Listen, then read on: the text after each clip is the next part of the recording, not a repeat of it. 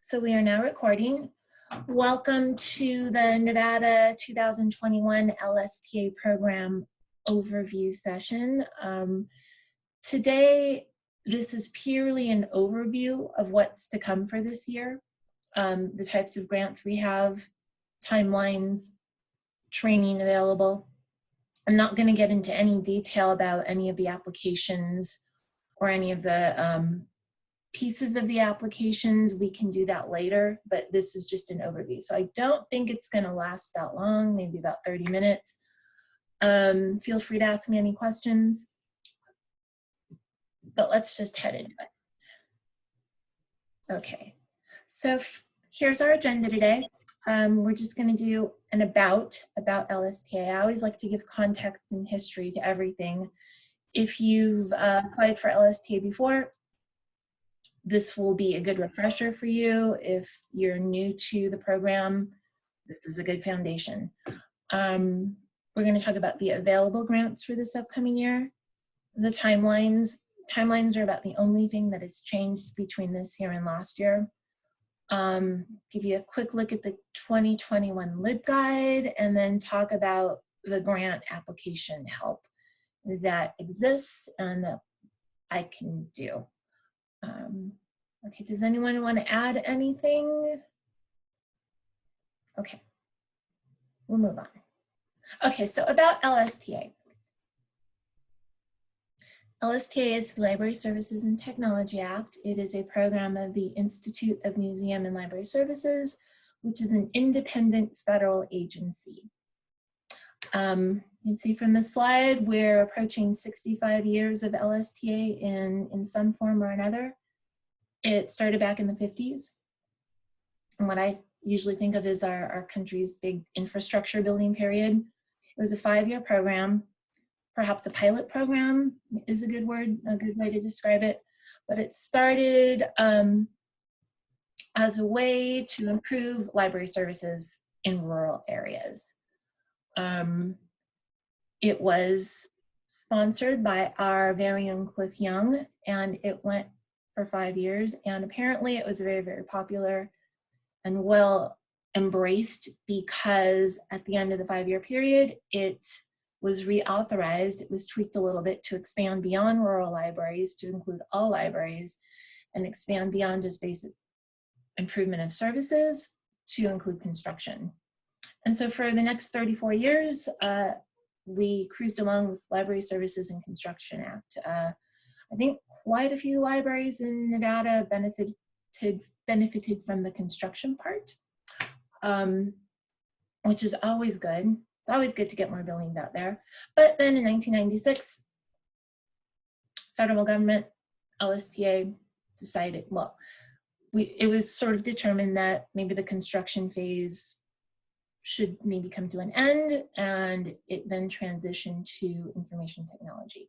So Library Services and Technology Act, and that's where we are today. We can dive a little bit deeper. I always like to put how we're authorized, and we are. LSTA is written into the US Code. If you like those sort of things, you can dig deep and look at it. But it's part of Title 20, the education part. It's Chapter 72. And we have 3 sections that are important to what I do, where we are today. Section 9121 puts into US Code library priorities. Section 9123 authorizes the funding. So we have priorities. Now what are we going to do? We have to find a way to make those priorities happen. So we're going to fund them. We're going to authorize appropriations. And then Section 9141 is the Grants to States program. That's taking that money that was appropriated and funded and outlining programs. So we have the big, huge structure, priorities and purposes, funding, and then programs to make those priorities happen. Getting a little bit deeper, here is US Code 9141. There are 8 programs that advance priorities. This is from the federal level, way, way up here. How does that matter? Well, in Nevada, in order to get that funding authorized, we have to have a 5-year plan that outlines how we're going to use the money to advance these federal priorities. And our 5-year plan has these 4 goals. These 4 goals go up to advance these 8 priorities. When you have your own LSTA subgrant, it also advances your strategic goals. So these LSTA programs advance 3 things: your strategic goals, local goals, statewide goals, and federal goals. So, right, it's all nicely like structured. That's the framework that we operate within. Okay. So let's talk about funding. So that's why we exist. This is the funding part. Congress must reauthorize funding every single year. As with every budget, it needs to be re-looked at and reauthorized. This is what we've gotten for the past 5 years. Our allotment, every state and territory has a base amount, and then we get more based on population. So you can see we had increases 16 through 19. Those are probably based more on Nevada's population increase rather than on any increase in the overall funding.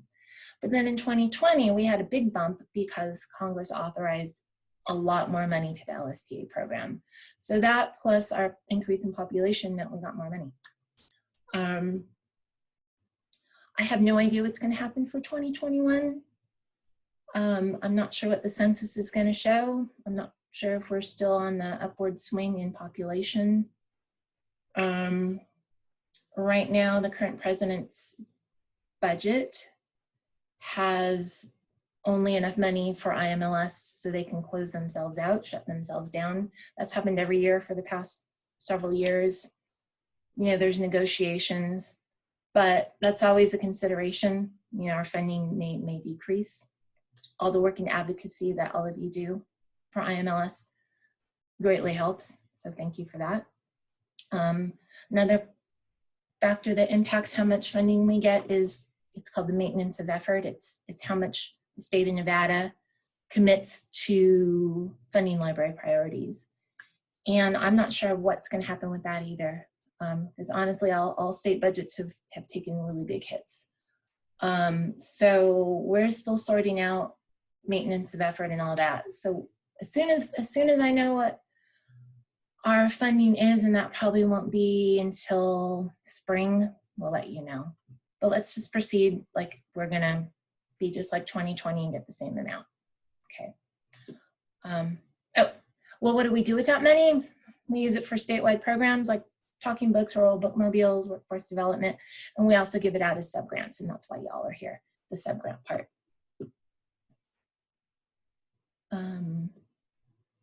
Subgrants to eligible libraries, I should say. So I feel like I'm going really quickly here. So if you want me to slow down or go over anything, just let me know. Funding, how it's used in Nevada. Other states only do statewides. They don't do subgrants. Other states do hundreds of subgrants. It just depends on the state library. So here we do both.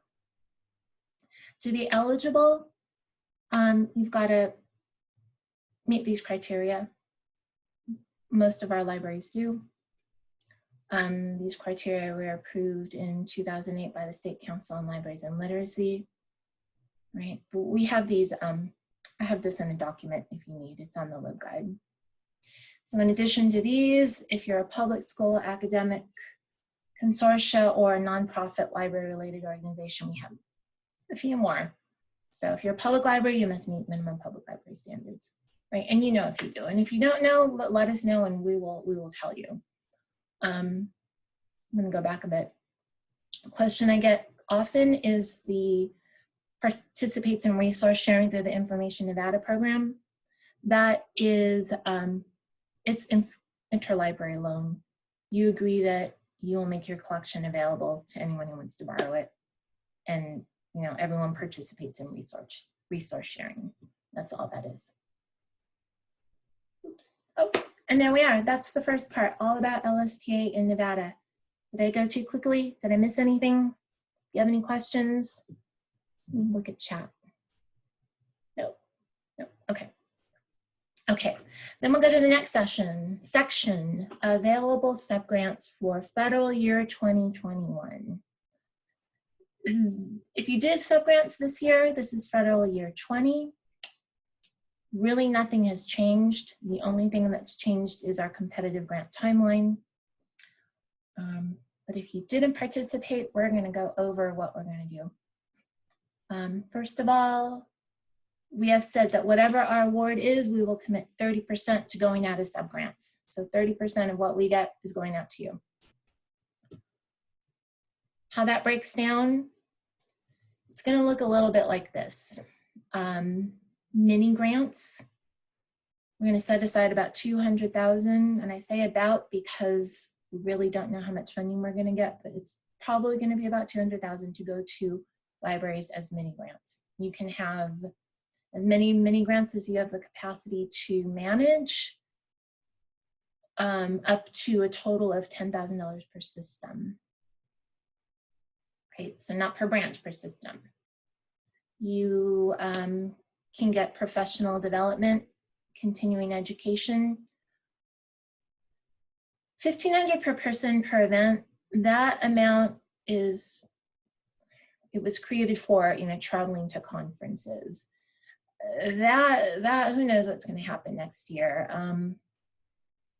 There are 2 major national conferences that are happening in Reno in 2021, or are supposed to happen in Reno in 2021. So we left that 30,000 award there because we want to encourage everyone in Nevada to attend YALSA and ARSL. And we can help fund that through this travel to training. Right, so we have mini grants, continuing ed, and then we have the competitive grants. And the competitive grants are $10,001 to $75,000, and your library may apply for 1. Right, we think we'll be able to award about $360,000 worth of competitive grants. Okay, you can have 1 competitive grant, and you can also have a mini grant. Okay, you can't have one. You can have both. It's not one or the other. It's both. Okay. Here's a little look at the whole subgrant process for each type. With competitive grants, there are 3 parts: proposal, first draft, final. Those are required. You can't opt out of the proposal or opt out of the first draft. It's a 3-step piece. Those applications are reviewed by our State Council on Libraries and Literacy. There's 1 cycle. There's 1 time to do competitive grants, and that's it. And that's what's coming up. That's what's coming up in the next few months, is competitive grant cycle. Mini grants, we're having 4 funding cycles. So you can apply first, second, third, or fourth, right? That we're trying to build in some flexibility. Those are reviewed internally by state library staff. And then travel to training, it's 1 application, rolling deadlines. It depends on what it is. We'll get into those deadlines in a little bit. At any time at all, you can call me or email me. We could do a Zoom if you have any questions about a program you want to do, right? So that's the process for this year. It's, if you've participated before, as I said, it's the same. If you're new to this, I hope this makes sense. If it doesn't, please let me know. But if you want a big grant, there's 1 opportunity, and that's coming up very soon. Okay, we're almost on to the next agenda item. Does anyone want to comment or have a question about any of this? Okay, we'll move on. Yeah, I have a question real quick. Bruce, yeah. About traveling to training. Is that going to include registration for Zoom meetings and things like that? Yeah, it's called travel to training because that's what it's been called, and that's what people know. It is professional development continuing ed. It's either in person or virtual. So it's all types of professional development that you want. If you want to hire A subject matter expert and have them present to your staff. Like, we could probably do that too.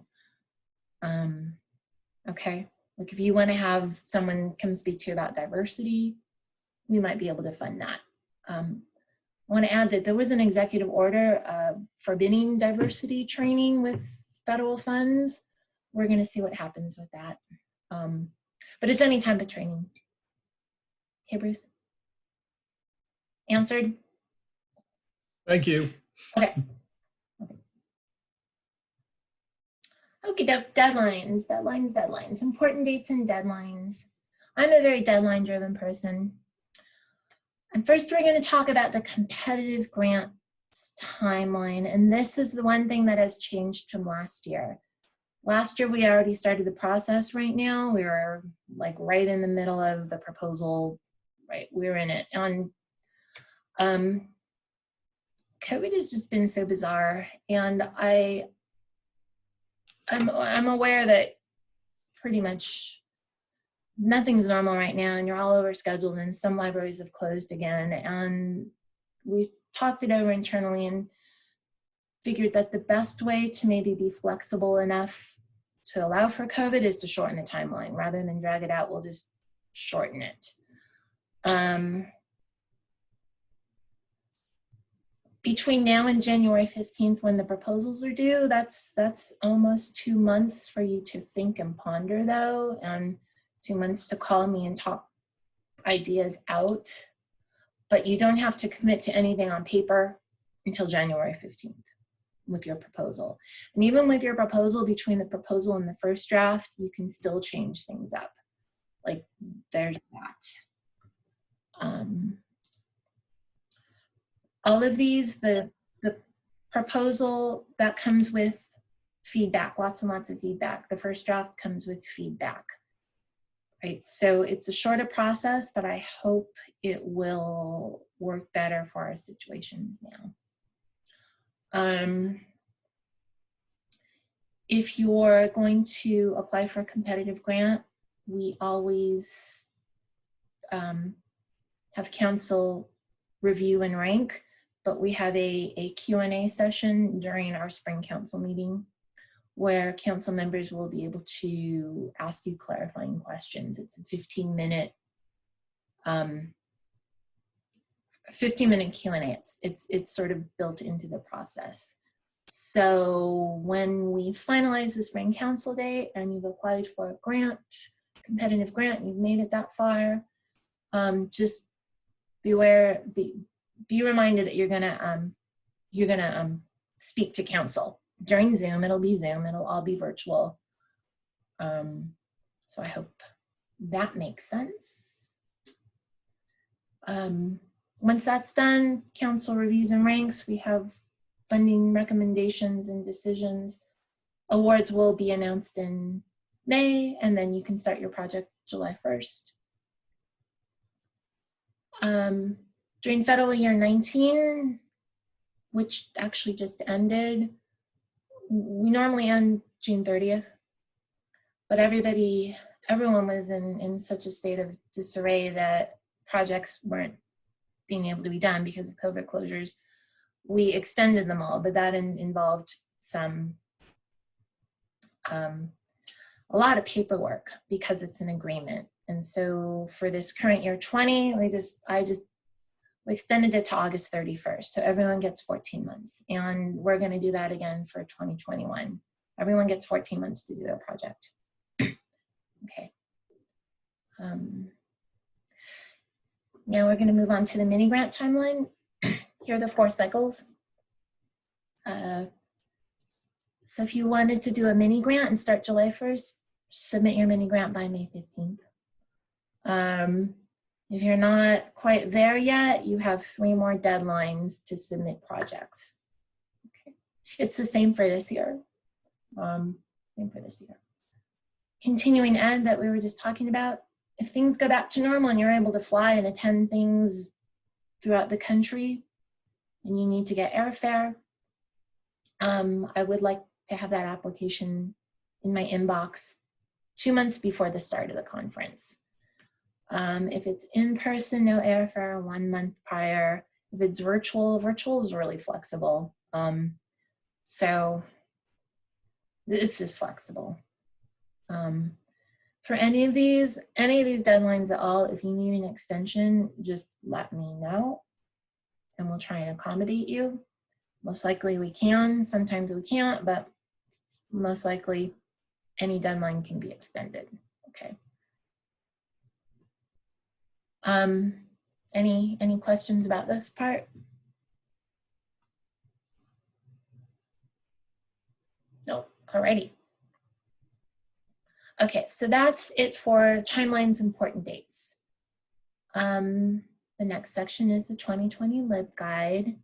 Oops, 2021 LibGuide. If you want to know how to get to it,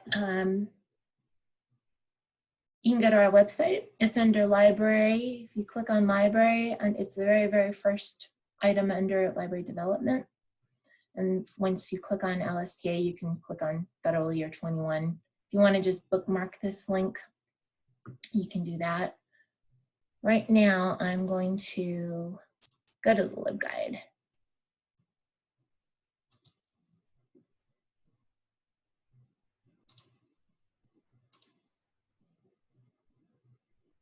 Okay.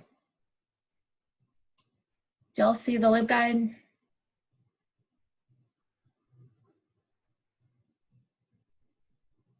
Someone needs to say yes. Thank you, thank you.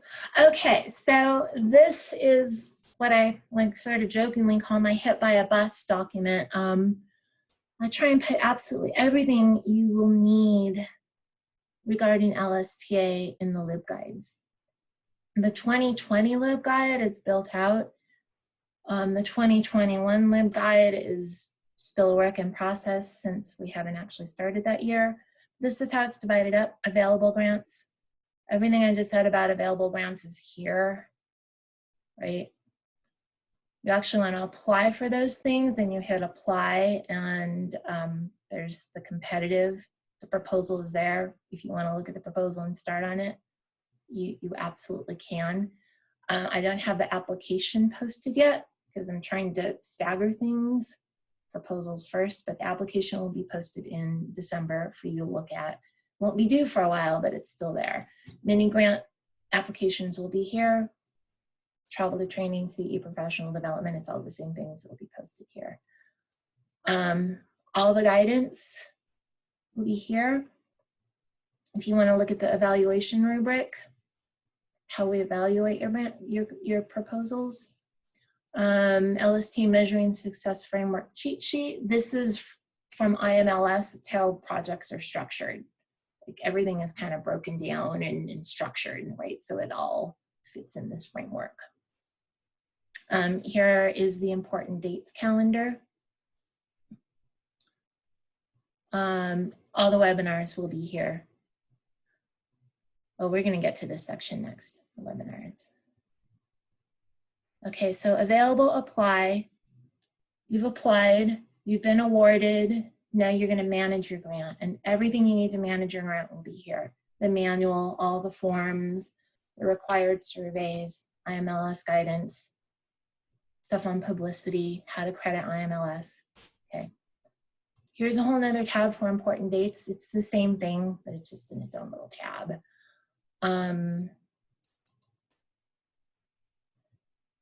These are just some websites where you might be able to find data that you need, right? And if you want to look at what we funded for the past 6 years, these are our funded projects. Okay, so that's the LibGuide. Everything hopefully you will ever need is going to be here. If you can't find something, let me know. I've been told that, you know, my organizational structure, this is very good insight into how my brain is organized. I understand that not everyone works that way. So if you can't find something, let me know. People do all the time, right? I will be happy to send you a direct link or show you where it is. Okay. Okay. I'm going to go back to the PowerPoint now. Okay, that's the, oh gosh, it still says, I apologize, that's supposed to say 2021 LibGuide. I will fix it. Okay, next up is any comments or questions or anything about the LibGuide? Sulin, just a general question. This is John from TMCC. Are these grants, are they good for like technology purchases like iPads and things like that? Yes and no. They have to be attached to a program. The things that IMLS will fund are program-based and outcome-based. So you can't just buy stuff, but you can buy the stuff as long as it helps with a program. You have to actually attach it to a program or something, or yeah, we're gonna do this thing. We're going to help people learn these skills, and we're gonna do that by having a mobile computing lab, which is COVID friendly, and we're gonna do it this way. And in order to make these programs happen, we need this in our budget. I can't just say, I need iPads, right? Because, right, I want stuff, okay. Right, I want stuff. Unfortunately, yeah. Okay, thanks. Okay. Yeah, so anyway, grant help. This is just an overview of what we've got going. These were the webinars we had last year. Proposal, application, mini grant, travel to training. All the slides are there, the recordings are there. I don't have a recording for this last one because we had technical problems. So since our program this year is very, very similar, and if you want to get a head start, you are more than welcome to look at these. It's all the same except for the dates. I will still be doing training now for this year, for 2021. We'll still have these webinars. They're all going to be optional unless you've never submitted an LSTA grant. If you've never submitted one, then I really, really want you to attend the trainings. If you haven't, right? I mean, if you have, it's optional. But this is what exists. These are listed on the LibGuide. That's the foundation. I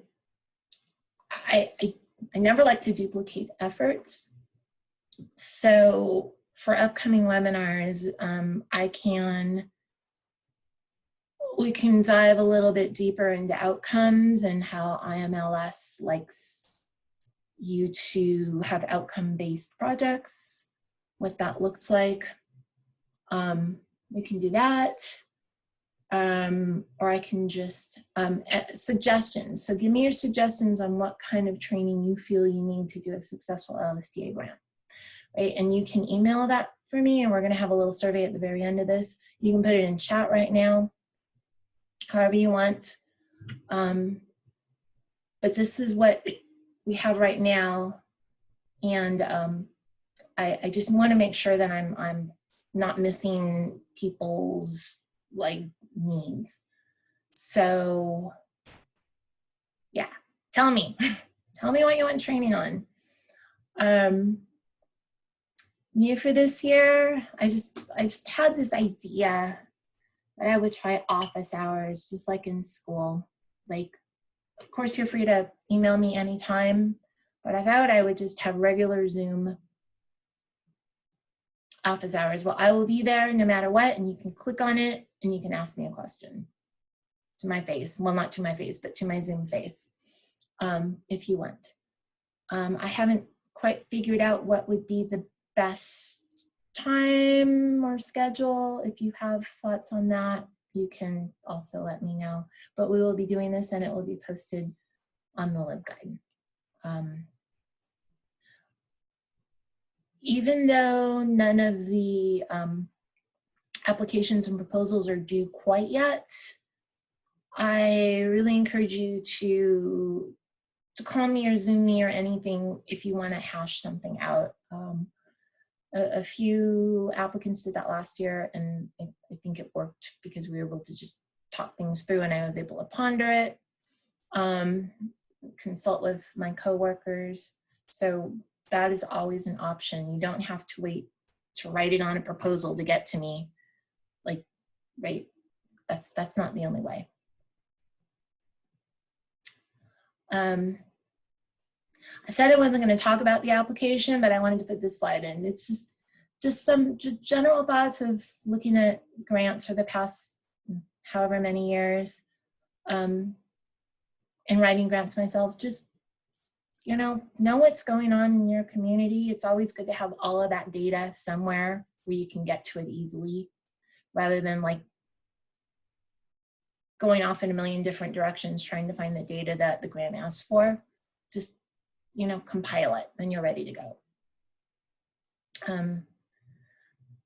This is another recommendation when we read applications. It's kind of easy to tell when people find a project and then they try and fit it into a need.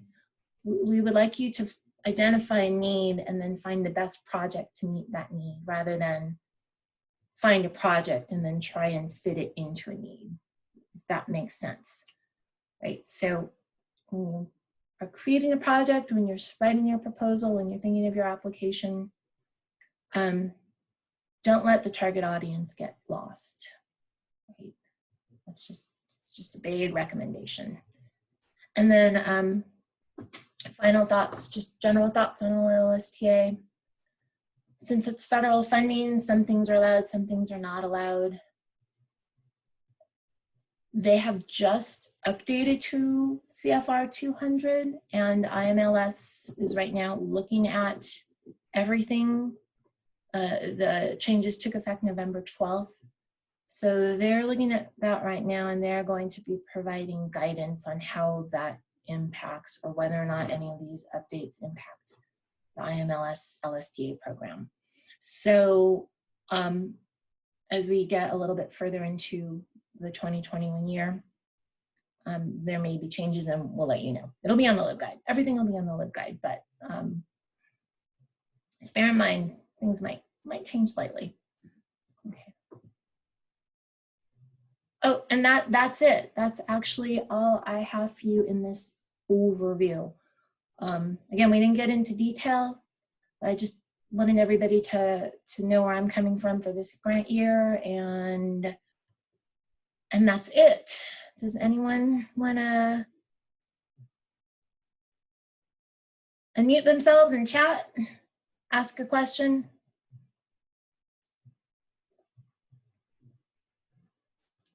So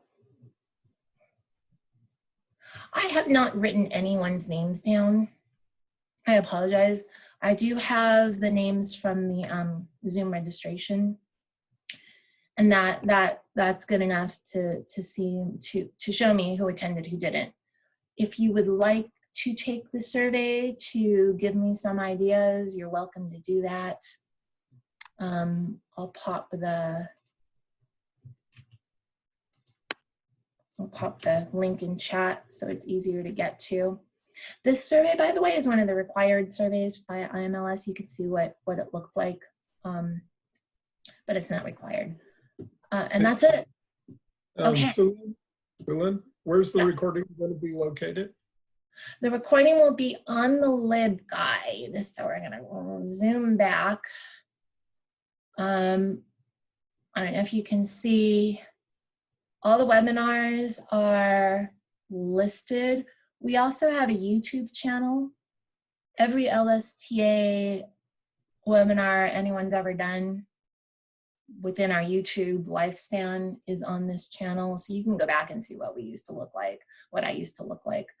I do not have the link for that YouTube channel. The link for the YouTube channel is on the LibGuide. It is. I apologize. I didn't have it ready to go. And that's where they are. Actually, any video that NSLA PR does for anything is there. So you can have fun with that. Okay. I'll let you go. Here is our contact info. I don't have Bruce up here. He is our early literacy specialist. I just have me and Norma Fowler as our library consultant. She she does the public library survey, trustee training, that sort of thing. And Tammy, of course, is our state librarian administrator. Oh, there's Bruce. Bruce put his email in there. If you have any questions about early literacy or youth services, and your project is centered around those ideas and you want Bruce's take, feel free to email him. Okay. Okay, I'm going to end the recording.